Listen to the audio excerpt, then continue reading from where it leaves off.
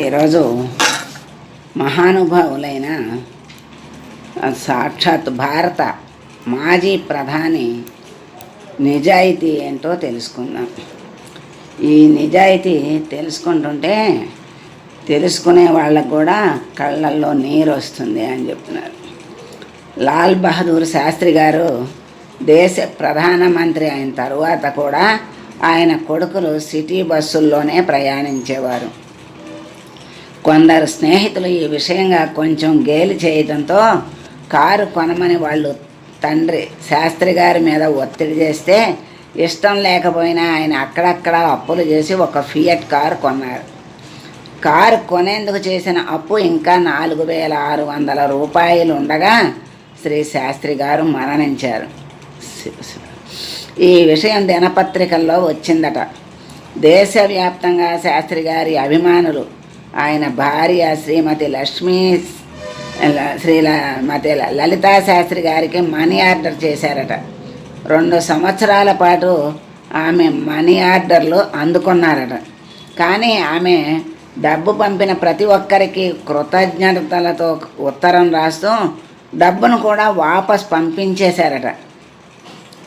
మరో సందర్భంలో లాల్ బహదూర్ శాస్త్రి గారు ప్రధానిగా ఉన్న సమయంలో వారి పెద్ద కొడుకు హరికృష్ణ శాస్త్రి అశోక్ లేలే అనే సంస్థలో ఉద్యోగం చేస్తూ ఉండేవారు.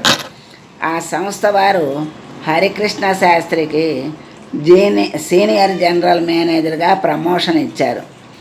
సంతోషించిన హరికృష్ణ శాస్త్రి మరుసటి రోజు లాల్ బహదూర్ శాస్త్రి గారికి విషయం తెలిపారు. ఒక్క నిమిషం ఆలోచించి, హరి, ఆ సంస్థ అకస్మాత్తుగా నీకెందుకు ప్రమోషన్ ఇచ్చిందో నేను ఊహించగలను. కొన్ని రోజుల తర్వాత ఆ కంపెనీ వాళ్ళు ఏదో ఒక సహాయం చేయమని నా దగ్గరకు వస్తారు. నేను వారికి ఆ సహాయం చేస్తే దేశ ప్రజలు దానిని ఎలా అర్థం చేసుకుంటారో నాకు తెలుసు, నీకు తెలుసు. పాలకుల యొక్క నిజాయితీని ప్రజలు శంకించేలాగా జీవించటానికి నేను వ్యతిరేకం. కాబట్టి నీవు వెంటనే ఆ సంస్థలో నీ ఉద్యోగానికి రాజీనామా చేయి. నేను ప్రధానిగా ఉన్నంతకాలము నీవు ఆ సంస్థలో ఉద్యోగం చేయటానికి వీలు లేదు అన్నారట. అటువంటి వ్యక్తిత్వాన్ని నేటి వ్యవస్థలో చూస్తామా? అసలు దేశ ప్రధాని కాకముందు లాల్ బహదూర్ శాస్త్రి గారు ఉత్తరప్రదేశ్ అలహాబాద్ మున్సిపల్ ఎన్నికల్లో గెలిచారు. దానితో సహజంగా అలహాబాద్ ఇంప్రూవ్మెంట్ ట్రస్ట్కు కూడా ట్రస్టీ అయ్యారు. అప్పుడు అక్కడ ఠాగూర్ నగర్ అనే పేరుతో 1/2 ఎకరా భూమిని ప్లాటుగా విభజించి వేలానికి పెట్టారు. శాస్త్రి గారు ఊళ్ళో లేని సమయంలో ఆయన ఆంతరంగిక మిత్రుడు ఒక ఆయన కమిషనర్ని కలిసి శాస్త్రి గారికి సొంత ఇల్లు లేదు కాబట్టి ట్రస్ట్ సభ్యులందరూ ఒక్కో ప్లాట్ దక్కించుకునేలాగా ఒప్పించి తనకు శాస్త్రి గారికి ఒక్కో ప్లాటు సంపాదించగలిగాడు.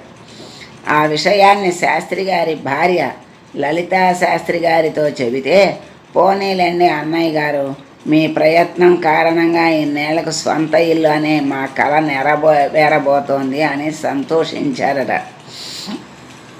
2 రోజుల తర్వాత అలహాబాద్ నుంచి తిరిగి వచ్చిన శాస్త్రి గారికి ఈ విషయం తెలిసింది. ఆయన చాలా బాధపడ్డారు. తన ఆంతరంగిక మిత్రుడిని పిలిచి, నాకు ఈ విషయం తెలిసినప్పటి నుంచి రాత్రిళ్ళు నిద్ర పట్టడం లేదు.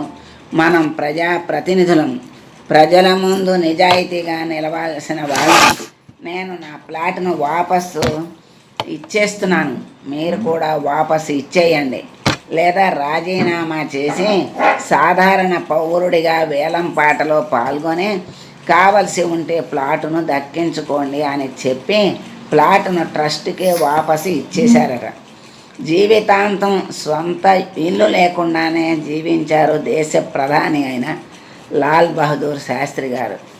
ఇలాంటి వ్యక్తిత్వాలే జాతిని నిర్మిస్తాయి. ఆయన యొక్క నిజాయితీ ఎంత చక్కగా ఉందో. మరి ఆఖరికి వేరే వాళ్ళు ఆయనకి లేదు అని ఏర్పాటు చేసిన దాన్ని వద్దని తిరస్కరించారు. కొడుక్కి ఉద్యోగం ఇస్తే అదే తిరస్కరించారు. ఎందుకంటే ఏదో ఒక లాభం లేనిదే వాళ్ళు ఇవ్వరు. వాళ్ళకి లాభం చేకూర్చాలంటే మనం న్యాయంగా ఉండాలంటే వల్ల కాదు. మరి జనాలకి ఒక్కొక్కసారి ఒకరికి లాభం చేయాలంటే ఇంకొకరికి నష్టం చేయాల్సి వస్తుంది కదా. అందుకని ఆయన ప్రజల మనిషిగా ఉండిపోయారు అంతే. ప్రజల్లో మనిషిగా ఉండిపోయారే కానీ ఒక గొప్ప స్థాయిలో ఉండి కూడా ఆ స్థాయిని ఆయన గుర్తుపెట్టుకోవాలి. అందుకే అంటారు, ఒక ఇంటికి ఒకళ్ళు పెద్దవాళ్ళు ఆధిపత్యం వహిస్తున్నారు అంటే అది పెత్తనం చేసేవాళ్ళు కొంతమంది అయితే, అంటే వాళ్ళందరికీ సేవకుళ్ళ, ఇంట్లో వాళ్ళందరికీ సేవకుల్లాగా చేసేవాళ్ళు కొంతమంది.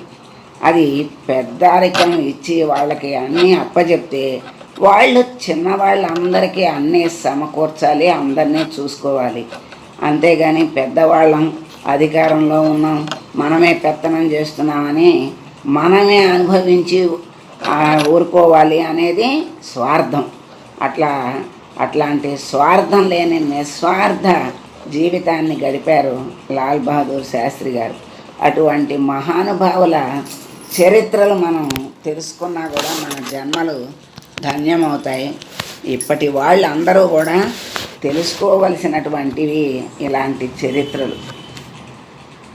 సర్వం శ్రీకృష్ణార్పణమస్తు. లోకా సమస్తా సుఖినో భవంతు.